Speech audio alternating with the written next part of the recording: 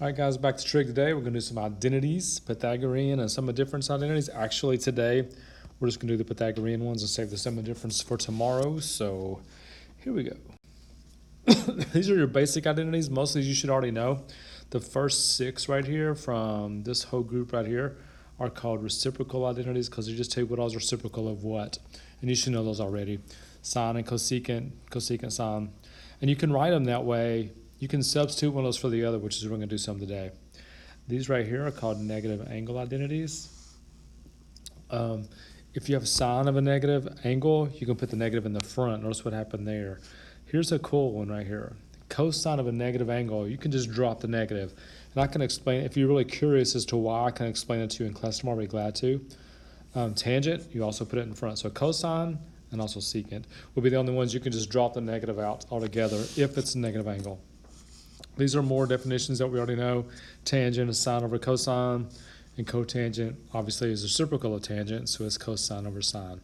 You might want to do this. If you want to, you can keep a page of these identities and write them down, and you can use them on your test. Hint, hint. So you might run out that page down. Stop it and write it down. 3 more here. These are the Pythagorean ones. We're going to use the most today. Pythagorean ones are these. Sine squared plus cosine squared always equals 1. 1 plus cotangent squared always equals cosecant squared. 1 plus tangent squared always equals secant squared. Right, those are just Pythagorean. And again, I can show you those. I can show you the why tomorrow if you're really interested. If not, then just take them for what they are. Identities, the word identity just means stuff that has been proven true. They are proven true already. Now, down here, this bottom chart just goes on to say, okay, we know that's true. So if you move the stuff around, like let's say you came up here to the original one and you move the cosine to the other side, you would get sine squared is 1 minus cosine squared, or cosine squared is 1 minus sine squared. You can move the functions around all you want to in your equation. Same thing here. That was our original one from up here. And you can just move stuff around. You can move stuff over, back and forth, and you get all these different identities. They call them equivalent forms here. Same thing with the last one. 1 plus tangent squared is secant squared. You can maneuver that any way you want to make it work for you. And we're going to do that a lot. All right, a few examples here. First thing it just says is multiply and simplify.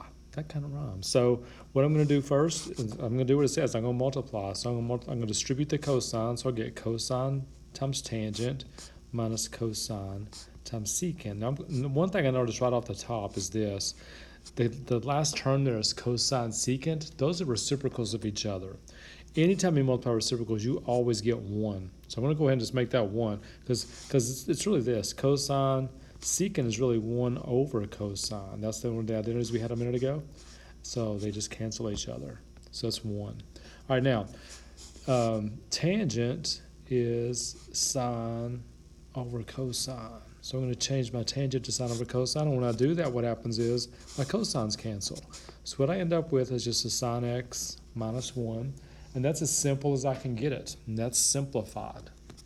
All right, look at the second one. The second one says factor and simplify. The first way you always try to factor is try to find the GCF. So what they have in common is the cosine squared. So I'm going to factor out the cosine squared. And that will leave me a sine squared on the first term. And if I take a cosine squared out of cosine to the 4th, it leaves me a cosine squared. Now look what I have in here. In that parentheses, I have a cosine squared plus sine squared. That's 1. That's that Pythagorean one. That's 1. Cosine squared times 1 is just cosine squared. So that's the simplified version. Out there, that was a simplified version. So you're just using the identities to try to make some things simpler. All right, a couple more here. Just more examples is the best I can know how to do for you. Right here, says simplify. So that first one, cotangent is really cosine, negative angle, over sine. That's what the cotangent is. Cosecant is 1 over sine. So a lot of times good strategy is to change everything to sines and cosines, and then just do the work. Now, fraction bar means divide. So when you divide fractions, I know you know what to do. You keep, change, flip. So I'm keeping this one. I'm going to change division to multiplication. Flip the bottom one like this. And now when I do that, what happens is my sines are going to cancel. So what that leaves me with is just a cosine of a negative theta. Now, one of the identities we had already said if you have cosine of a negative angle, you can just drop the negative. So it's really just cosine theta. simplified, that's as far as you can go. Just using the identities over and over and over again. Let's look at the second one here. The second one says simplify. This one, let me move all this over. That may help us give some room. Okay, so I'm going to factor the top. I'm basically doing divide, slide, but to keep it short, I'm going to go ahead and just factor it in my head for you. So I get 2 sine t and sine t, and I'll get a +3 and a -1 here. Now, to factor that using slide, divide, you might want to substitute and pretend like it says this. Pretend like it says 2x squared plus x minus 3. Factor that, and then put the signs back in for the x's. That might be a good strategy. All right, what I see on the bottom down here is I see a 1 minus cosine squared. All right, 1 minus cosine squared, that's one of the identities. That's sine squared minus sine t. And I'd be pretty much done, except that what I noticed on my denominator is they both have sines in them. So I'm going to factor out a GCF out of there and see what I can do. So if I factor out a sine, that leaves me a sine t minus 1. And you know what? I know you see it. You can cancel sine t minus 1. So it gives me this. It gives me 2 sine t plus 3 over sine t. And a lot of people stop right there, and I kind of get that, but a little more strategy for you. Anytime you have 2 numbers in your numerator and just 1 in your denominator, you can break that up into 2 different fractions. You can write that 2 sine t over sine t, that's the first part, plus 3 over sine t. And watch what happens when you do that. The first fraction, the signs cancel, so I just get 2. On the second one, it's 3 over sine t, which is really the same thing as 3 times 1 over sine t. And 1 over sine t is really cosecant t, so I'm going to put 3 cosecant t. And what I've done there is I took that big old fraction we had at the beginning up here and wrote it where there's no fraction whatsoever. Can't always get that far, but this time we did. All right, keep going here, 2 more pages.